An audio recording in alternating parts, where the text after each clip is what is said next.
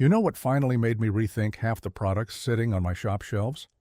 I spent about 3 years studying traditional Chinese furniture making, not just reading about it, but actually watching these craftsmen work.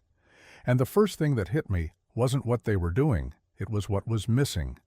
No MDF anywhere, no particle board, no drywall screws rattling around in a coffee can, no wood filler, nothing I'd consider standard equipment in an American home shop. At first, I thought maybe it was just stubbornness, old guys set in their ways. But the more I learned, the more I realized every single thing they refuse to use, they refuse for a reason. And those reasons are structural, not sentimental. Today, I'm going to walk you through 7 things you will never find in a traditional Chinese woodshop. And once you understand why, you might start clearing a few things off your own shelves. Plus, stick around to the end, because I'll show you a fitting technique I learned that completely eliminates the need for one of the most common cover-up products in woodworking. Let's get into it. Traditional Chinese woodworking is one of the oldest continuous craft traditions on Earth. We're talking about methods that have been refined over more than 2,000 years, and the furniture that came out of the Ming Dynasty period, roughly the 1300s through the 1600s, is still considered some of the finest woodwork ever produced by human hands.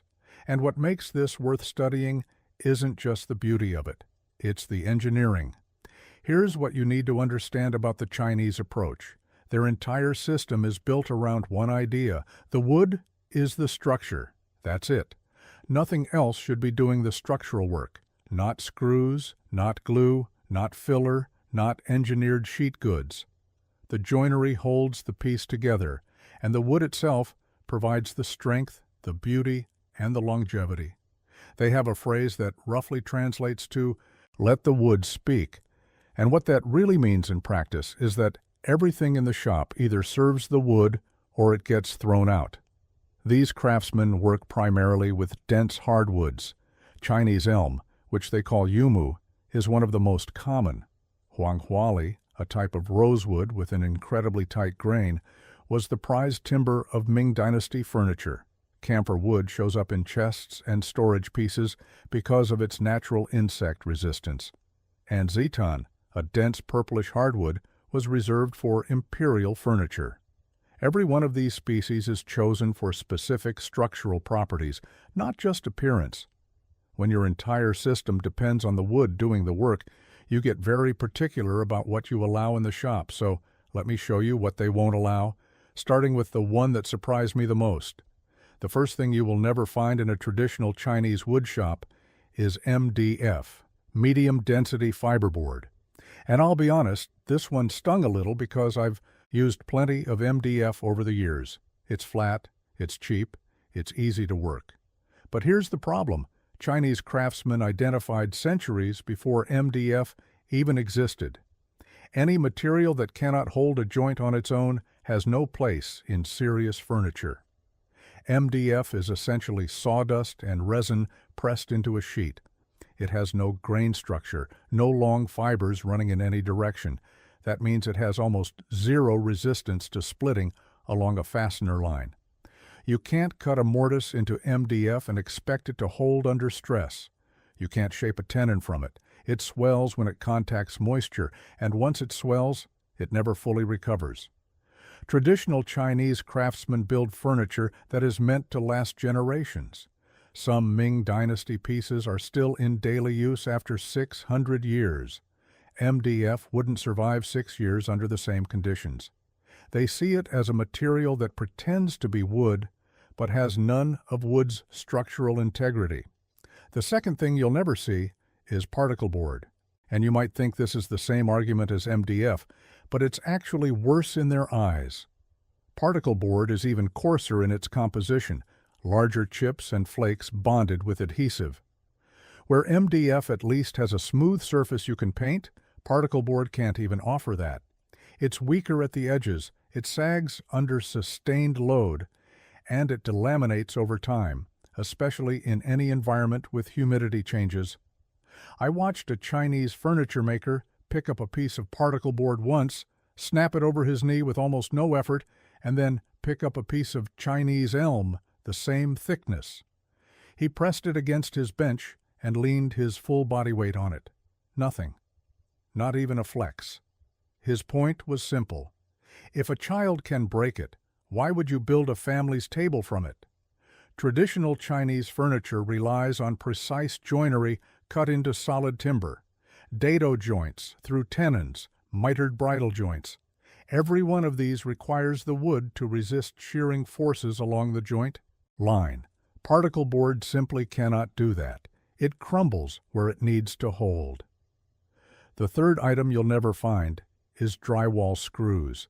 This is the one that really caught my attention because I think most of us have a box of drywall screws somewhere in the shop.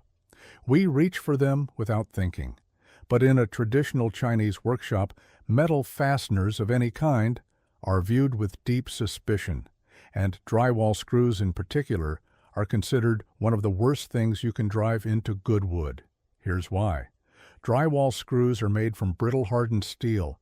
They're designed to pull through soft drywall into a stud. They have almost no shear strength. Apply lateral force to a drywall screw embedded in hardwood, and it will snap clean off. I've seen it happen in my own shop. Chinese joinery is designed to resist exactly those lateral forces. A well-cut mortise and tenon in Chinese elm can handle hundreds of pounds of racking force because the wood fibers interlock and distribute the load. A drywall screw concentrates all of that force on a single brittle point, and over time, the hole around the screw widens as the wood moves seasonally. The joint gets loose, then it fails. Traditional Chinese craftsmen don't need screws because their joints are engineered to be stronger than screws. Once I understood that, I started looking at every screw in my shop differently. By the way, if you are enjoying learning about these ancient methods, I put together something I think you will really appreciate. It is called Kenji's Workshop, and it is a collection of 100 ancient Eastern woodworking secrets for the modern craftsman. Techniques like the ones we are covering today, and a whole lot more. You can grab your copy by scanning the QR code on screen, or just use the first link in the description. All right, let us keep going. The fourth thing banned from a traditional Chinese wood shop is polyurethane glue. Now this one might surprise you because polyurethane glue is marketed as one of the strongest adhesives available. But Chinese craftsmen reject it for a very specific reason. It foams as it cures, and that expanding foam pushes joints apart from the inside. Even a tiny amount of expansion inside a tight mortise and tenon can create a gap of a few thousandths of an inch. That doesn't sound like much, but over years of seasonal wood movement, that gap becomes the starting point for a loose joint. Traditional Chinese woodworkers do use adhesives in some applications, but when they do, they reach for hide glue. Animal hide glue has been used in Chinese furniture, making for over 1,000 years. It pulls joints together as it dries instead of pushing them apart. It's reversible with heat and moisture, which means a joint can be disassembled for repair without destroying the wood. And it has zero foam, zero expansion, zero gap creation. The Chinese view is straightforward. An adhesive should pull wood together and then get out of the way. Polyurethane glue does the opposite. The fifth thing you won't find is pocket hole joinery. And I want to be careful here because pocket hole jigs are enormously popular, and I understand why. They're fast, they're easy, they require almost no layout work. But speed is exactly what traditional Chinese craftsmen are suspicious of. A pocket hole drives a screw at an angle through one board into another. The joint strength depends entirely on that single screw's grip in end grain or near end grain. End grain holds screws poorly. It always has. Chinese craftsmen tested this centuries ago, not with pocket hole jigs, obviously, but with angled fasteners driven into end grain. They abandoned it. Instead, they developed joints like the sliding dovetail, the wedge-through tenon, and the mitered half-blind dovetail. Every one of these creates mechanical interlocking between the two pieces. The wood physically cannot pull apart without breaking the fibers themselves. A pocket hole screw can Pull free with a firm tug if the wood is soft or the grain is unfavorable.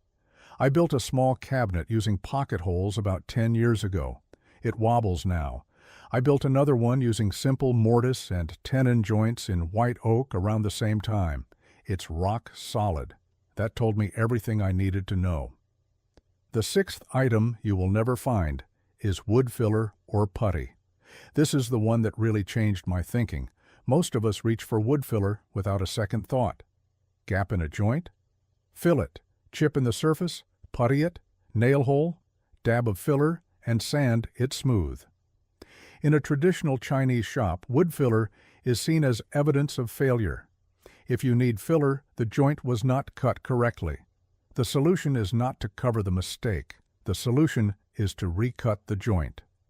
I watched a craftsman in a traditional shop spend 45 minutes adjusting a single tenon shoulder with a chisel, shaving off a mount so thin you could barely see the curl coming off the blade. When that tenon finally seated into the mortise, there was no gap, no light showing through anywhere, just wood meeting wood perfectly. He told me that filler hides the problem from the eye, but not from the wood. The joint still knows it doesn't fit. Moisture will find the filler. Time will shrink it. And eventually, the gap reappears worse than before. Their standard is simple. If you can see a gap, you're not done yet. The seventh and final thing you will never find in a traditional Chinese wood shop is a belt sander being used on a final surface. Belt sanders show up in rough dimensioning sometimes, but for final surfaces, they are completely forbidden. The reason is that a belt sander tears wood fibers rather than cutting them cleanly.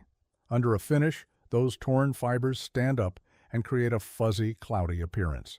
Traditional Chinese craftsmen finish their surfaces with hand planes, specifically a type of smoothing plane with a very tight mouth opening, sometimes less than 1/32 of an inch. The blade is sharpened to a level most Western woodworkers would consider obsessive, polished on stones up to 8,000 grit or higher. The surface that comes off that plane is genuinely smoother than anything a belt sander and sandpaper can produce. I tested this side by side on a piece of cherry, one half finished with a belt sander and sanded to 220 grit. The other half planed with a finely tuned smoother. Under a coat of oil, the planed side had a depth and clarity that the sanded side simply couldn't match. The sanded surface looked flat. The planed surface looked alive. Let me share some patterns I've noticed in my own work over the years, habits I followed for a long time that this tradition handles completely differently. The first pattern is reaching for the fastest solution. Most of us grab the pocket hole jig or the box of screws because we want to see progress. We want the piece assembled so we can move on. But the Chinese approach teaches that the joint is the project. If you rush the joint, you've rushed the thing that matters most. The second pattern is hiding mistakes instead of fixing them. I did this for years. Gap in the dovetail, fill it with a mix of glue and sawdust, tear out on the surface, sand it down and hope the finish covers it. But every one of those cover-ups is a compromise that weakens the piece and shows itself over time. The third pattern is trusting materials to do the work instead of trusting technique. We lean on strong glues, aggressive fasteners, and engineered sheet goods because they compensate for imprecise joinery. Traditional Chinese craftsmen go the other direction. They invest in precise technique, so the materials don't need to compensate for anything. The fourth pattern is treating wood as a uniform industrial product instead of a living material. Every board moves. Every species behaves differently. Chinese craftsmen spend significant time studying each board before they cut, looking at grain direction, checking for reaction wood, feeling for density changes. Most of us just rip the board to width and start jointing. The good news is, once you see these patterns for what they are, you can start shifting your approach one project at a time. Now for that bonus tip I promised at the beginning. This is a fitting technique I picked up that traditional Chinese craftsmen used to achieve gap-free joints without any filler. It's called ink line fitting, and here's how it works. Before final assembly, They brush a thin layer of dark ink across the face of one joint surface, usually the tenon cheek. Then they insert the tenon into the mortise and press it firmly. When they pull it back out, the ink transfers to the high spots inside the mortise. Those are the only places making contact. They carefully pare away just those inked areas with a chisel, then repeat the process. Ink, insert, check, pare. They might do this 4 or 5 times on a single joint. Each cycle brings more and more of the surface into contact until the ink transfers evenly across the entire mating surface. At that point, you have 100% contact between tenon and mortise. No gaps, no light, no filler needed. I started using this technique about 2 years ago with regular fountain pen ink diluted with water, and the improvement in my joint fit was immediate and dramatic. It takes patience, but it produces joints that look and perform like they were machined to tolerances most of us can't achieve by eye alone. One more thing before I let you go. I spent a long time gathering the best ancient Eastern woodworking methods I have come across, and I put them all into a book called Kenji's Workshop. 100 techniques that most modern woodworkers have never seen, with step-by-step photos and clear explanations you can actually follow in your shop. Scan the QR code on screen right now, or grab it from the first link in the description. I appreciate you watching, and I will see you in the next one.